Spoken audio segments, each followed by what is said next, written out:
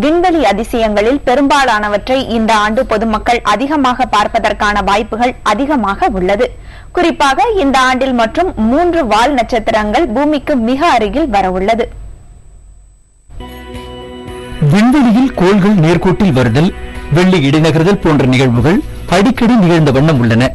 இவற்றில் எப்பொழுதாவது நெப்டின் கோளுக்கு அடுத்துள்ள குயிப்பர் விண்கல் பட்டை மற்றும் ஆர்க் மேகம் என்று அழைக்கப்படும் பகுதியைச் சேர்ந்த வால் நட்சத்திரங்கள் பூமிக்கு அருகே அவ்வப்போது தலை காட்டுவதும் உண்டு. இவற்றில் இந்த ஆண்டில் மட்டும் மொத்தம் 3 வால் நட்சத்திரங்களை பொதுமக்கள் பார்க்கும் வாய்ப்பு ஏற்பட்டுள்ளது. இதன்படி பான் ஸ்டார் என்ற வால் நட்சத்திரம் நாளை சூரியனுக்கு மிக அருகில் வரவுள்ளது. இந்த வால் நட்சத்திரத்தை சூரியன் மறைந்ததும் சுமார் 30 நிமிடங்கள் வரை நாம் பார்க்க முடியும். நாளை முதல் வரும் 20ஆம் தேதி வரை இதனை பொதுமக்கள் காணலாம். இதனை பார்க்க விஞ்ஞானிகளும் தயாராகி வருகின்றனர்.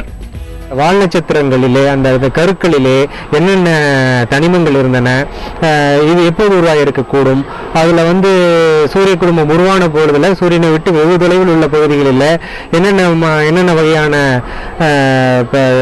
தனிமங்கள் மற்றும் காம்பவுண்ட்ஸ் இதெல்லாம் இருந்திருக்கும் அப்படிங்கிறது போன்ற விவரங்கள் எல்லாம் வானவியலாளர்களால் தெரிஞ்சுக்கொள்ள முடியும். கடந்த ஆண்டு ரஷ்ய வானியல் ஆய்வாளர்களால் கண்டுபிடிக்கப்பட்ட ஐசோன் என்ற வால் நட்சத்திரம் வரும் நவம்பர் 29ஆம் தேதிக்கு பிறகு வானில் தெரிய வாய்ப்புகள் உள்ளன. இதனை பொதுமக்கள் வெறும் கண்களால் காண முடியும் என்று வானியல் ஆய்வாளர்கள் தெரிவித்துள்ளனர். பொதுவாக வால் நட்சத்திரங்கள் பூமிக்கு அருகில் வரும் பொழுது பூமியில் அசம்பாவிதங்கள் நடக்கும் என்ற மூட நம்பிக்கை பொதுமக்கள் மத்தியில் பரவலாக இருந்து வருகிறது. ஆனால் இதுபோன்று நடப்பதற்கு எந்த ஒரு சாத்தியக்கூறுகளும் இல்லை என்பது அறிவியலாளர்களின் கருத்தாக உள்ளது.